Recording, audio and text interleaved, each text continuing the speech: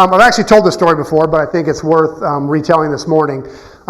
There was a young man, and this is a true story, who was struggling in high school, just, terrible grades. It didn't look like he was going to graduate. And he was actually nearing expulsion. And so but he had promised his mom he would take the SATs, just, to make her happy, and knew there was no chance of him doing well, but he took the SATs anyway. And the SATs have two sections, math and kind of verbal English, whatever, and they're worth 800 points apiece. So the SAT, is graded on 1,600 points. To his surprise, he received his results in the mail, and it showed that he got a 1480 on the SAT, which is astronomical. And his mother actually assumed he cheated, and he told her, he was like, I was planning on it, but they had the chairs too far away. I couldn't see anybody else's work. And so at this point, he started to wonder if he wasn't squandering his potential. And so he started attending class and doing his homework, and kind of changed who he hung around with and started taking school seriously. He only had basically his senior year left, so he didn't have much time to recover, but he did manage to graduate, barely, and he actually had to take some summer classes to do it. So he actually attended a community college in Wichita, and his first couple semesters, fairly soon after that, he transferred to a 4-year university and then did his grad school education at an Ivy League school. After which, he became one of the most successful magazine entrepreneurs in the world, millionaire. The craziest part is 12 years after receiving his SAT score, he got a letter. The SAT board periodically reviews tests at their test-taking procedures and policies. And in this study, they found that there were 13 students who received the wrong grades for their SATs. His actual grade was 740. They had assumed that was 740 out of 800 for each side, and so they combined them to 1680. He actually did a 740 out of 1600. And when asked why the 1480 score changed his educational involvement so dramatically, all he could say was, all I knew was that a kid that got a 1480 should go to class. And so he started going to class. This is Hope Week. And I have to be honest, I'm starting to fear this week every Advent because it seems like it never fails. I wind up on this week spending like the entire week trying to figure out how on earth I'm going to talk about hope in the face of the challenging times we live in without sounding trite and cliche. And so just once I would love to stand kind of on the summit, on a gorgeous day right at sunrise with everything ahead looking brilliant and bright and talk about hope in that moment. But I never seem to get to. It's always really rough weeks. Every year it seems like G.K. Chesterton was closer to the mark when he said this. He said, hope means hoping when things are hopeless, or it's no virtue at all. As long as matters are really hopeful, hope is mere flattery and platitude. It's only when everything is hopeless that hope begins to be a strength. I hate G.K. Chesterton. It's been a rough week, and I have no desire to plow through all the details of what made my week long, but please know that this morning's message was a tough one for me, and thankfully this morning's passage kind of screamed the truth right back at me all week as I went through it. But before we get into that, let's do some brain biology. So far, we've kind of established the amazing kind of health and brain benefit of music, and especially participating in music.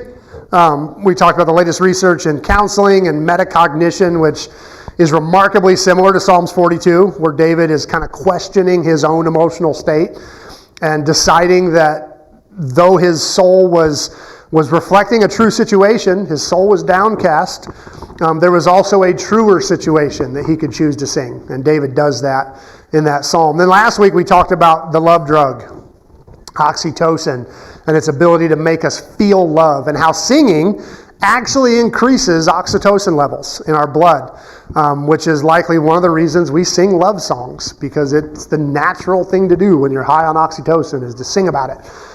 We dug into this love song that Solomon writes in his attempt to honor God, the God that he associated with love. He said, "You loved my father David, and you continued to show him love." But the words that Solomon uses don't necessarily sound like love the way we think of it. They weren't mushy words. They weren't romantic words. When he wrote his love song, he described something deeper and more practical than love, the kind of love that you can wear every day. Things like justice and righteousness and prosperity and flourishing. If you missed any of those, I recommend you go back and listen, because I believe God has been giving a timely word to our church right now. But this week, as I said, we're looking at hope. And hope is a fascinating subject in modern neurobiology. In the past 20 years, really, most of the really good neurobiology we have is only 20 years old. It's pretty new stuff. fMRI imaging is a relatively new thing. It used to be you couldn't really scan the brain without pumping radiation into it. And so you didn't do that just to study it. It was too risky, too damaging. So they now have ways of studying the brain that are very, very little damage. And so they're learning all kinds of new stuff just in the last 20 years. But in the past 20 years, kind of for the first time ever, they've been able to understand the brain mechanisms responsible for the feelings of hope, which is kind of interesting. And this has allowed scientists to kind of clarify some definitions around this idea of hope quite a lot. So last week we talked about the overuse of the word love. Right? I love my wife. I also love this cheeseburger. I love Jesus, and I love this song. And we have this word that we use so much it almost becomes meaningless, which is sad because it's an important word. It's a big word, so it's a bummer that we use it to the point of meaninglessness. But hope is similar.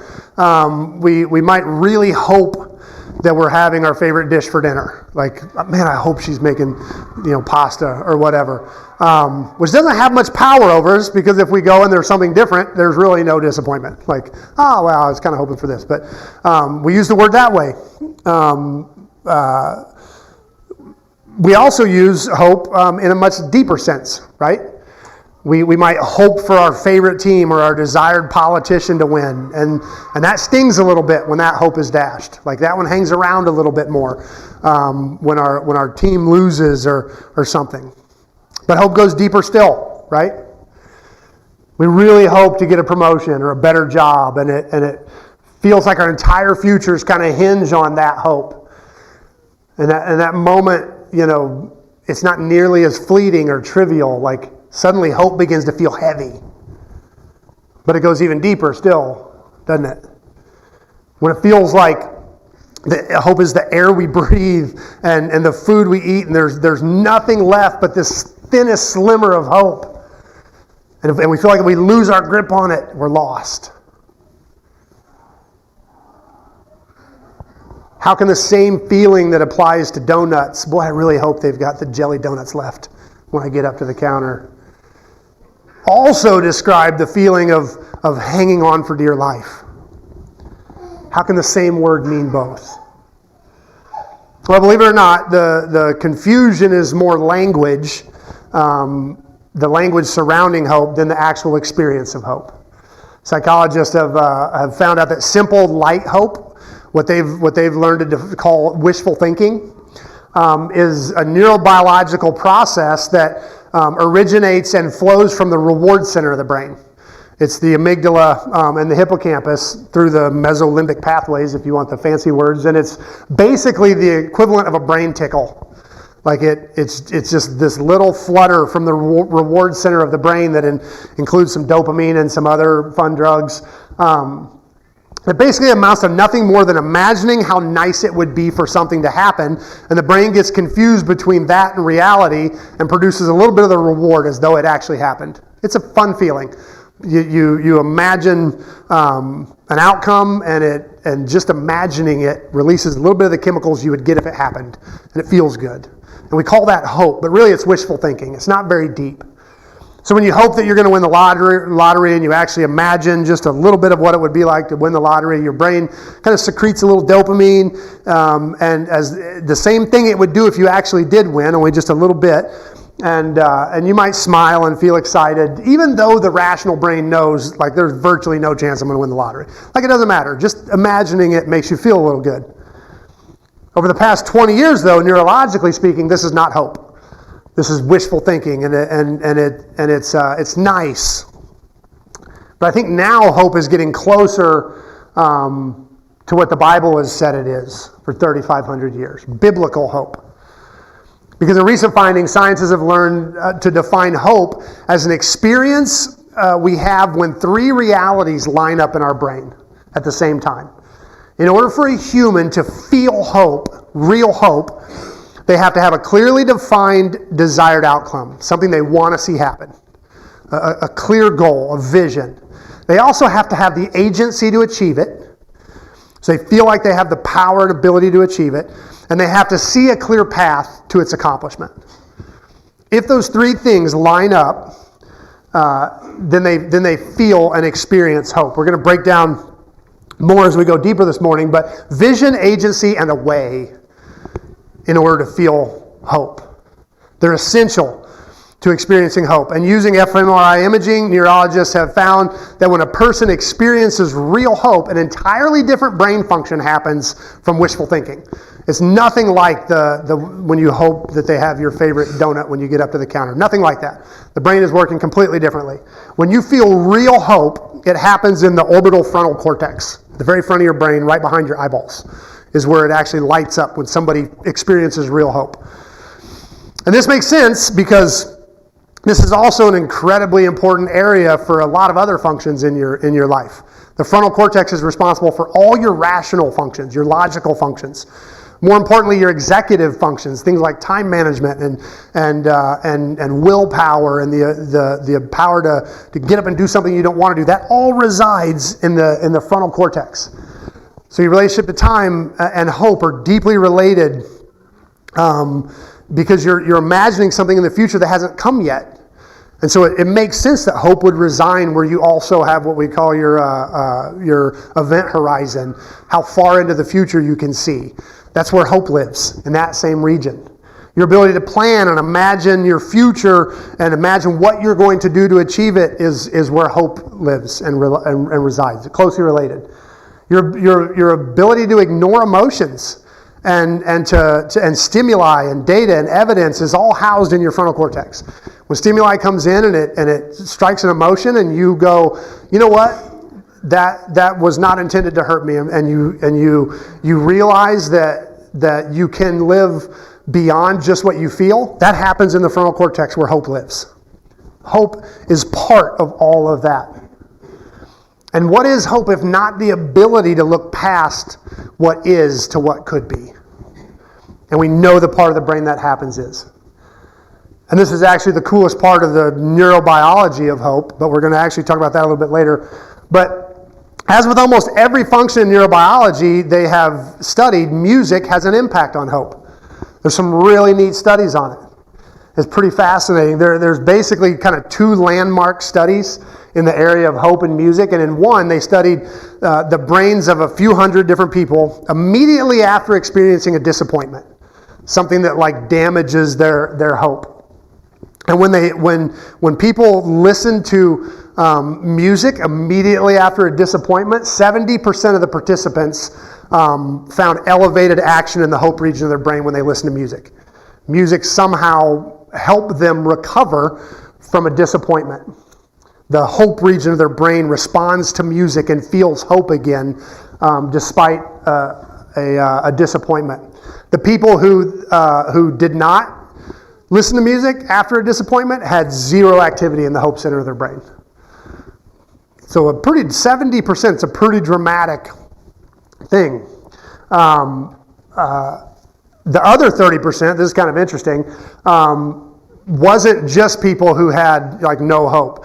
Some of the people, the other 30% felt hope no matter what. Like they're like the diehard optimists, like my son Zachariah, where nothing ever goes wrong. Like even when things go wrong, like, boy, that was a good thing that happened, because they just spin everything for the positive. There are some people that the hope center of their brains just always lit up. They're just always happy.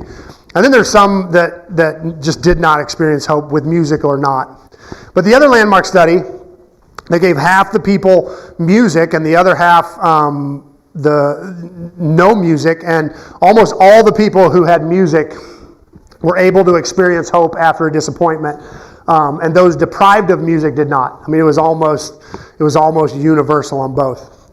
Another interesting study about music showed that when listening to nostalgic music, which is kind of interesting, the hope region of the brain completely lit up. So if they listened to something new, the hope center of the brain didn't necessarily respond, but when they listen to something that's nostalgic, that draws their brain back into the past, the hope center lit up. They don't really have a ton of reasons, but there's a lot of theories. The consensus is that when we are emotionally tied back to our path, it helps us remember back there and the fact that we made it from back there to up here, so it only makes sense that we're also going to make it out there. Like that it kind of ties our central consciousness to time, and we're like, you know what? I've made it this far. There's a good chance I'm going to make it farther, and hope starts to light up again. Kind of interesting. But what's crazy is how similar this is to Psalm 77. Listen to what the psalmist says and how he changes his emotional state in this psalm. He says, "Has the Lord rejected me forever? Will he never again be kind to me? Is his unfailing love gone forever? Have his promises permanently failed? Has God forgotten to be gracious? Has he slammed the door on his compassion?" And I said, "This is my fate. The Most High God has turned his hand against me. But then I recall all you have done, O Lord. I remember your wonderful deeds of long ago. They're constantly in my thoughts. I cannot stop thinking about your mighty works. Oh God, your ways are holy. And is there any God as mighty as you?" So the songwriter starts out kind of wondering how long God's going to reject him. And in blending because he's writing music here, and blending music and nostalgia, he chooses to sing about the old days. I'm going to sing about the things you did back then. And he starts overflowing with praise and worship. Just by remembering the things God has done, everything changes. So once again, science is catching up to what the Bible has always known. And honestly, this is life-changing stuff. Like when we talk about hope, as the magazine executive with the 740 SAT can attest, hope is crazy powerful. Anything we can do to build hope is worth it. If music builds hope, it's worth it. If looking back at the things God's done in the past builds hope, it's worth it. Because hope can absolutely change lives. Have you guys, anybody ever watched The Office? Anybody Office fans here? We got a few. Okay. You guys remember the Scott's Tots episode? Anybody remember that? It's a horribly painful episode to watch. And basically in the episode, Michael Scott wakes up one day and realizes that it's his tots, Scott's tots, are graduating. And years before, he had promised them when they were in like elementary school that if they graduated high school, he'd pay for their college. He just assumed he'd be a millionaire by now. Well, he's not. He's working for a paper company, and he has to go to the school and break it to the kids that he's broke and can't pay for college. It is a painful episode. It is so hard to watch. It's horrible. But believe it or not, that episode is actually a parody of a real situation, something that actually happened. A self-made millionaire, Eugene Land, was asked to speak to 59 sixth grade students in an inner city class. He was trying to figure out how on earth he was going to inspire a room full of predominantly black and Puerto Rican kids in the inner city who, statistically speaking, would most likely drop out of school before graduating. And so and he was supposed to do something inspiring and inspire them towards education. And he was coming up empty. Didn't have a clue. So rather than trying to attempt to inspire them, he made them a deal. If they finished school, he would pay for their college tuition. And that simple hope in a sixth grader's life changed these kids' lives enough that 90% of them graduated. Astronomical numbers compared to any other class in that school. where their graduation rate was around 50%. 90% of this class that he promised tuition to, and he actually did pay for their college tuition. He did not pull the office thing. And so most of that 90% went on to college. And the simple addition of hope, even in the life of an unsuspecting 11-year-old, changed everything. Hope is crazy powerful. Crazy powerful. And this message would be one of my favorite messages of the whole year if I could stand up here and just talk about how powerful hope is. And how much of a difference hope makes in our brains and in our circumstances. But hope has a dark side, doesn't it? In fact, neurobiologically speaking, hope is actually really risky.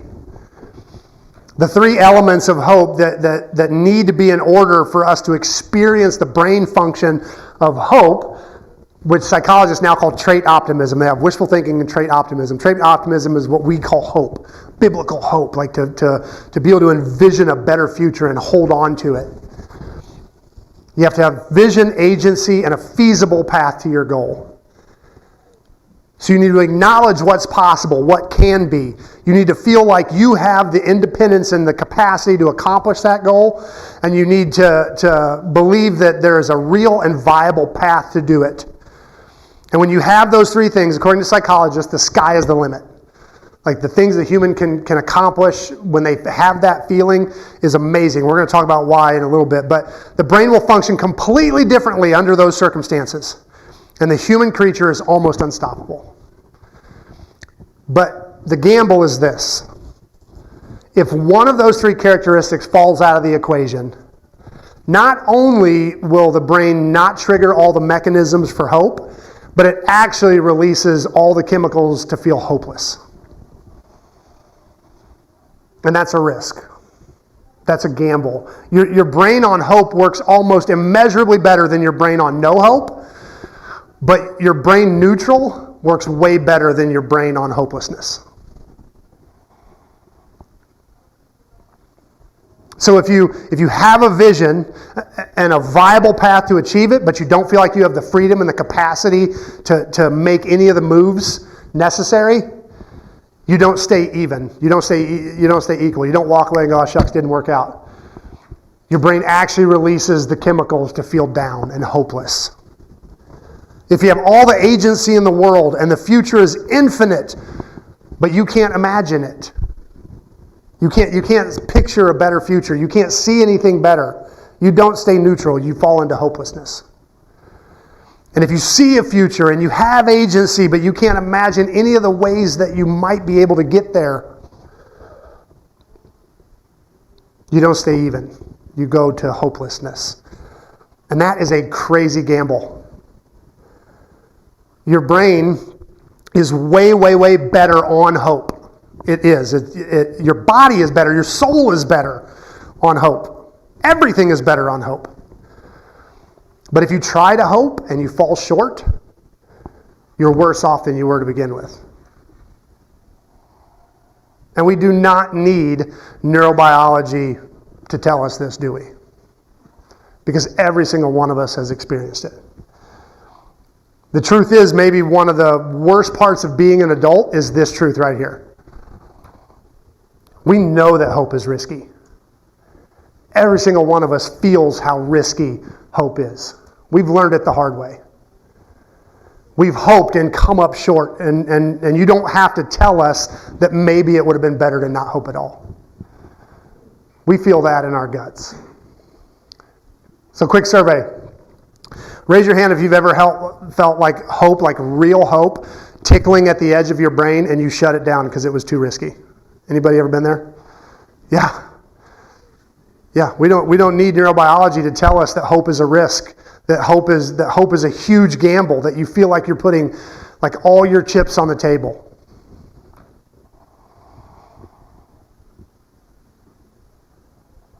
No matter what the neurobiologist says, it feels like hope comes from like the softest, most vulnerable part of our hearts.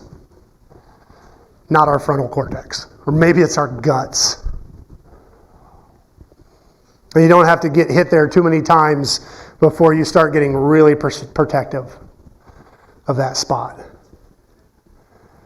When they were pushing the transcontinental railroad across America, they started cutting through the mountainous regions with chisels and hammers at first. And they quickly moved to black powder blasting. But not long into the process, someone introduced nitroglycerine. In addition to this powerful liquid, allowing them to move they were making about 1.18 feet per day through the mountains. That is not much. Per day, chipping through these mountains. And when they introduced nitroglycerin, they immediately went to almost 2 feet a day. And pretty quickly, once they got the hang of it, they were up over 4 feet a day. Quadrupled their potential just by adding this one element. But there was a cost. They didn't really keep close records, especially of the Chinese, but by all historical accounts, way over 1,000 people died just on early explosions of nitroglycerin. Just in adding nitroglycerin, they lost over 1,000 people. I mean, they lost way more than that in other ways, but just nitroglycerin alone cost at least 1,000 lives. Hope feels like nitroglycerin at times. So much potential and so much risk. I think this morning's psalm steps into that tension like a giant warning sign. And it's easy to miss because we're reading from the end of the book of Psalms. It's almost like the last 10 seconds on a drug commercial. You guys are familiar with this. You know, like, hey, try Big Pharma Sleep Aid. You know, the images of tossing and turning at night and, you know, demoralized actors with no makeup fighting through the day and with no spirit. And they swallow this little pill and the orchestral music starts and the fluffy pillows and they're tackling their day and everything looks great. And then this little voice at the end says, you know, ask you if Pharm Aid or if Big Pharma Sleep Aid is right for you, please talk to your doctor. Side effects may include, you know, including death, and you might even go to hell's fire. You know, like it's the worst things possible, you know. This morning's psalm isn't that bad, but it seems to come in as this really dire warning at the end of the book of Psalms. Theologians and rabbis call the last 5 songs in the book the final Hallel, or the final Hallelujah. And they believe that they were written by the rabbis that compiled the book of Psalms. This is kind of the final word on the Psalms, on this kind of worship playlist that they had. The big medley number at the end of the musical, you know, where they do a little bit of every song that's been in the musical, you know, they put it at the end. This is the final Hallel, the final word on this whole book. And when you take the book of songs in total, it's a very hopeful book. It's full of incredibly uplifting praise and honor to God, but it also includes music for your darker days, laments, and even those have what we call the but. We're looking for our but. They have that moment where the psalmist's like, everything is terrible, but I know you're still good. And even those psalms are uplifting when we take them all the way through. And this collection of music builds and increases our hope as this playlist becomes the score of the movies we call our lives. The music crescendos into this big finale called the final Hallel. The last 5 books. And they're just amazing worship pieces. They're great. Let everything that has breath praise the Lord. These big worship numbers. But the final Hallel begins with this dire warning. And when we consider how risky hope is, this makes sense. I'm reading from Psalms 146. This is the first psalm of the final Hallel. I'm going to read it from the Message because I love the way the Message captures the Psalms.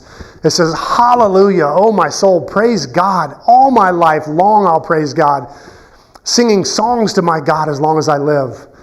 Don't put your life in the hands of experts who know nothing of life, of salvation life. Mere humans don't have what it takes. When they die, their projects die with them. Instead, get your help from the God of Jacob. Put your hope in God and know real blessings. God made sky and soil, sea and all the fish in it. He always does what he says. He defends the wronged. He feeds the hungry. God frees prisoners. He gives sight to the blind and lifts up the fallen. God loves good people, protects strangers, takes the side of orphans and widows. but make short work of the wicked. God is in charge always. Zion's God is God for good. Hallelujah. Do you hear the warning in it, though? Don't put your life in the hands of experts who know nothing of life, of salvation. Mere humans don't have what it takes. When they die, their projects die with them. One of the things that we've been doing in this series is to stop and listen to the song playing in the background of our culture right now. And I don't know if you've heard it or not, but this verse is not the soundtrack of our world right now. With the introduction of the internet into our daily lives, the song of the expert has grown very loud in our world. Have you noticed this? There's a new study every single day on what we should eat, and not just like if you eat, you might lose a little weight, but like this is the hope to live forever. Like it's pitched like this is everything you've ever wanted. Eat like this, and you'll look great, and you'll have boundless energy. Like it's not just like a little things. It's like they're selling the whole farm if you'll just buy this.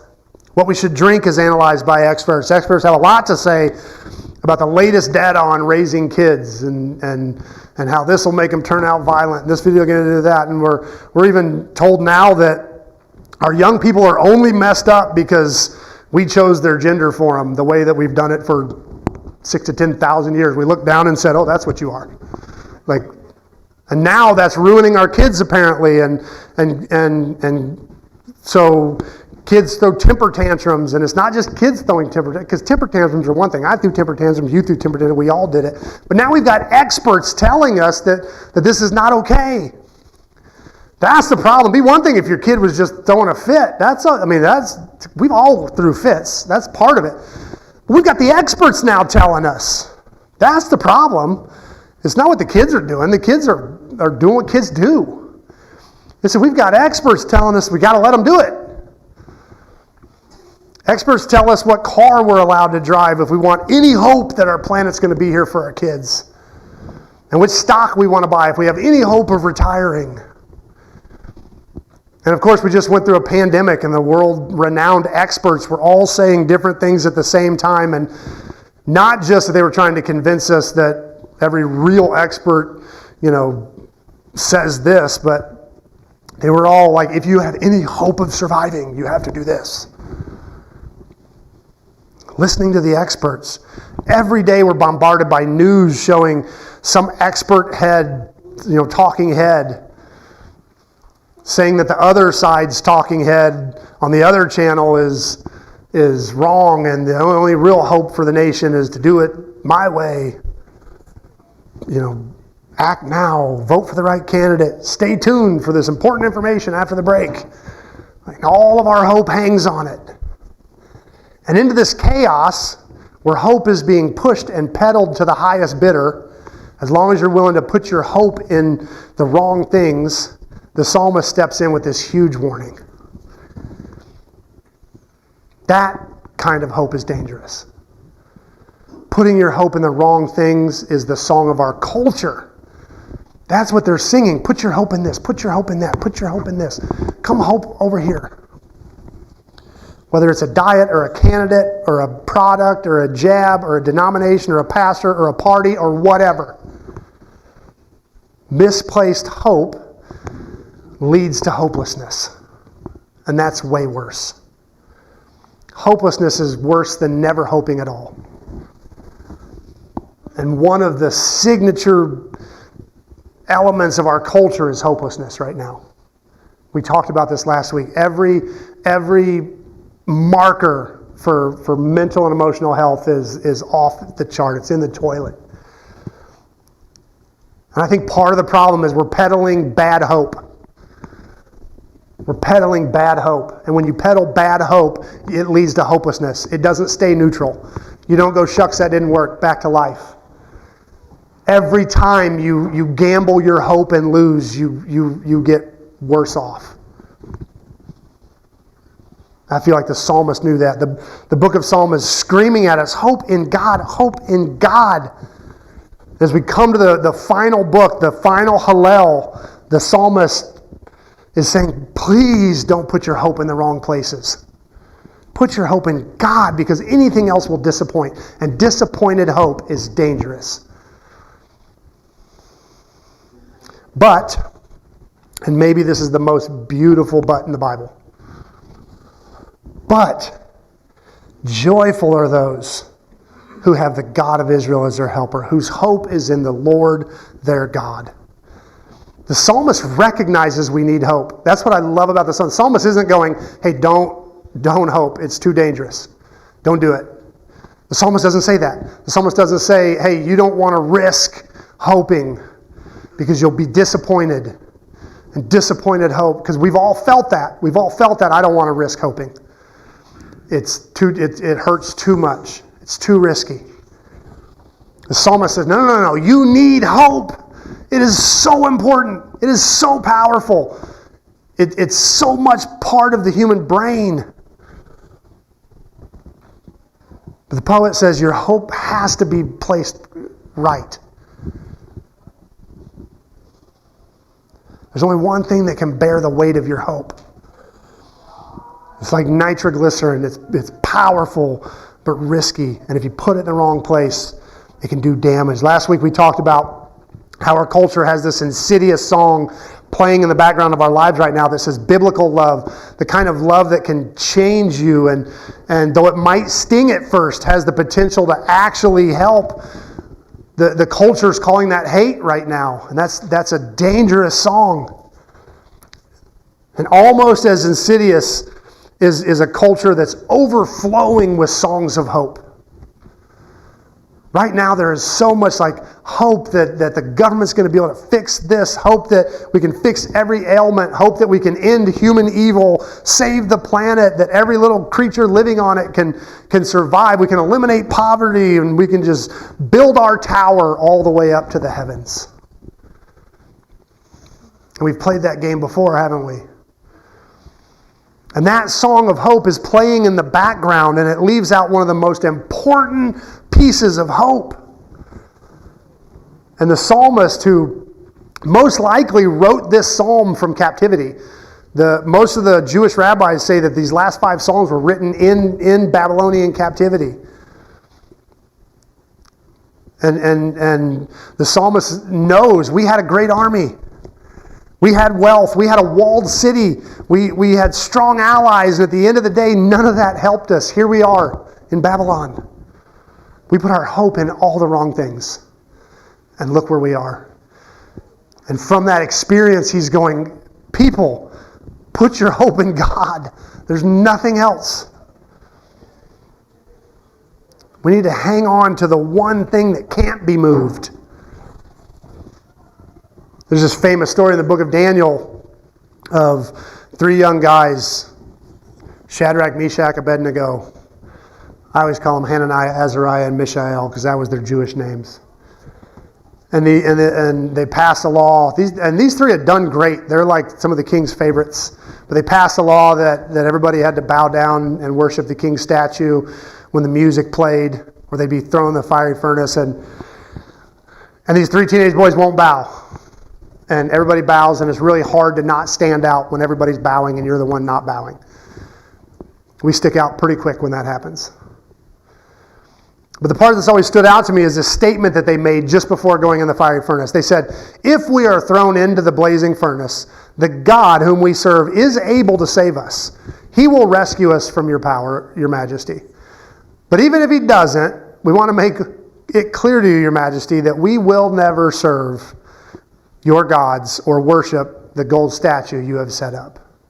Do you know how easy it would have been to just put their hope in the king's mercy? Like, please, just spare us, O king. We'll do anything, blah, blah.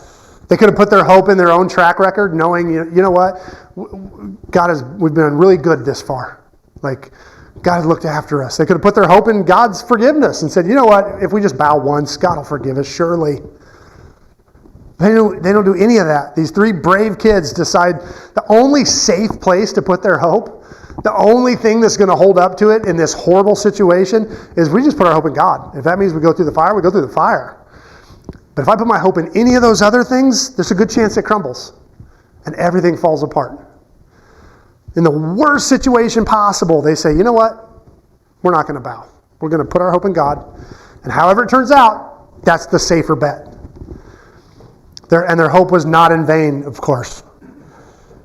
Abraham lived under the blessing and pressure of a ton of promises from God.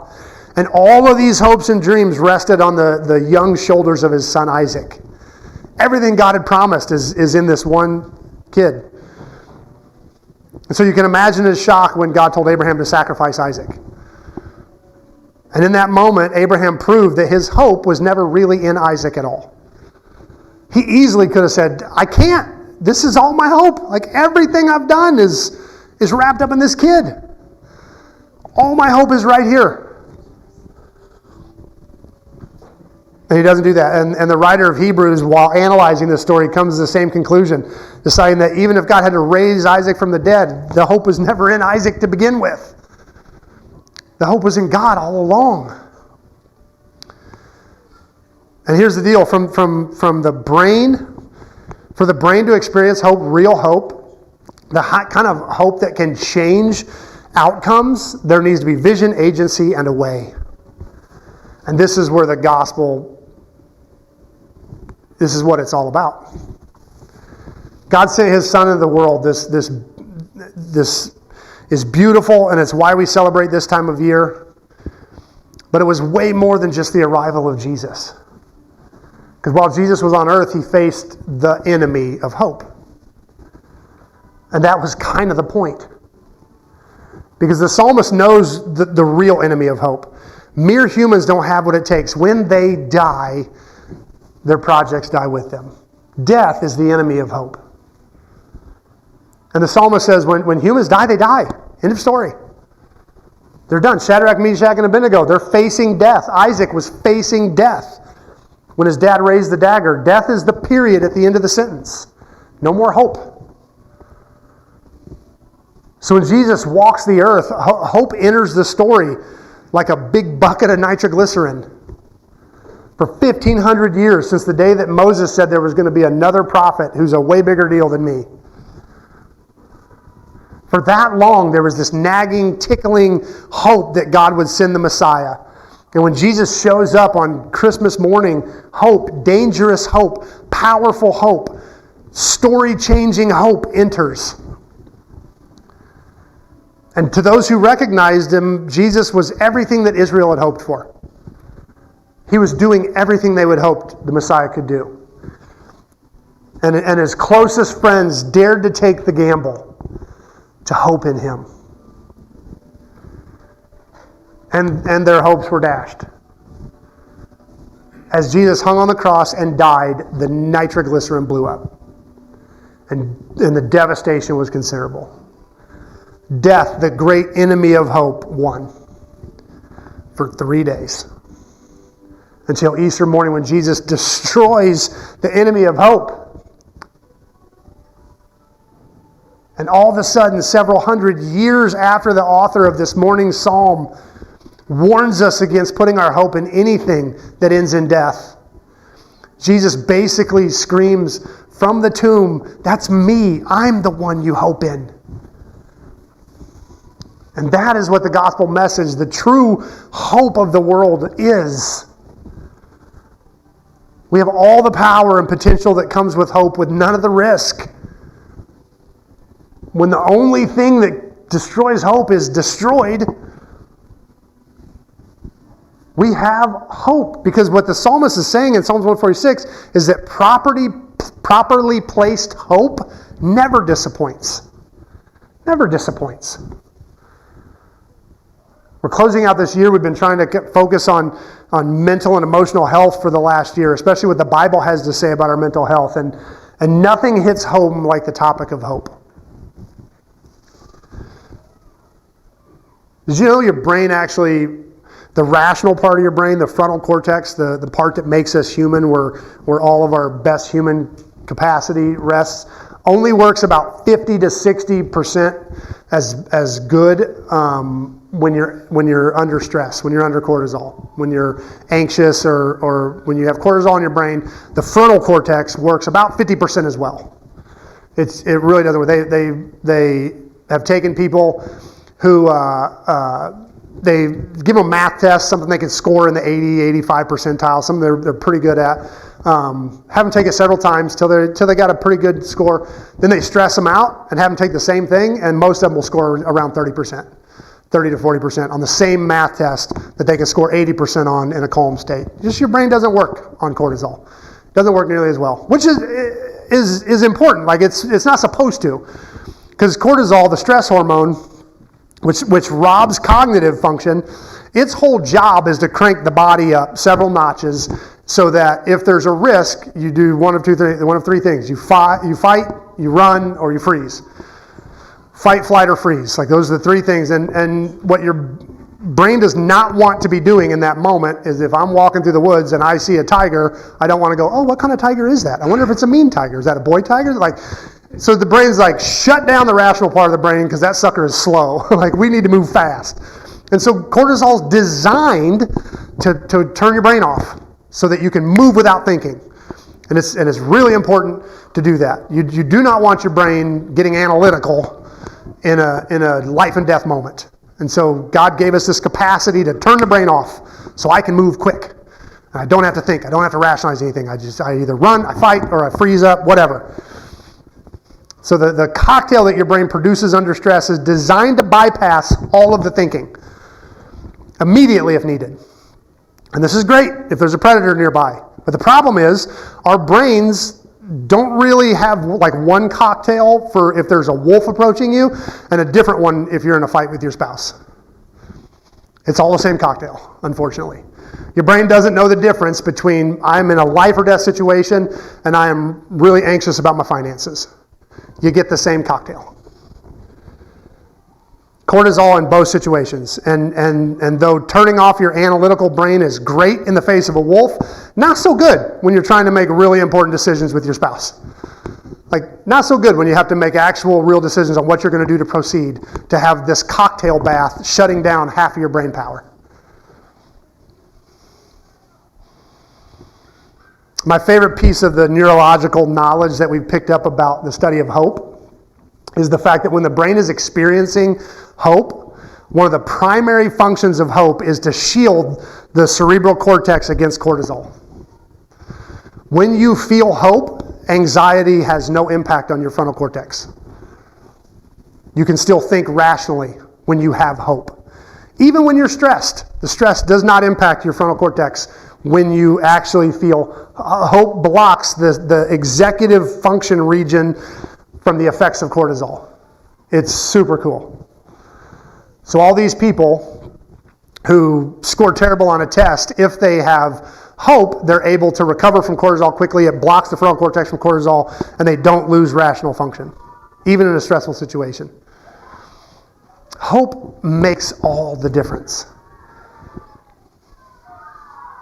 So how do we respond to this?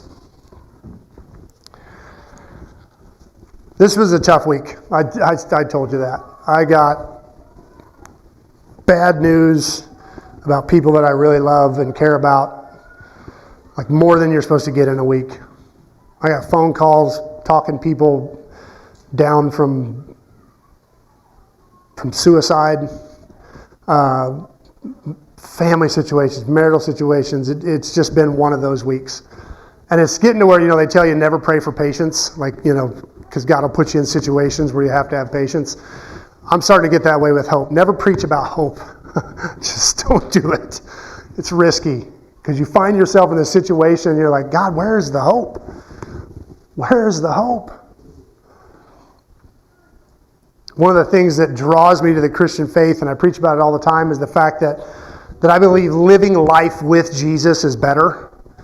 I think the guidelines and precepts of Scripture that hit us, like strict rules and laws and prohibitions and whatnot, I think these are wisdom from an eternally wise and loving God on our behalf, and to ignore them is to do so at our own peril.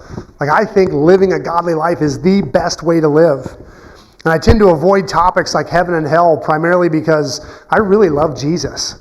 And I want to sell Jesus to people. I want people to fall in love with Jesus. And sometimes our heaven and hell talk is really selfish. It's like, I don't want to burn. If this is the way I keep from burning, I'll do it.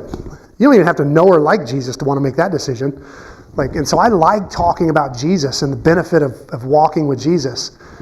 Self-preservation, heaven and hell is usually about self-preservation, and that can be a little bit selfish at times.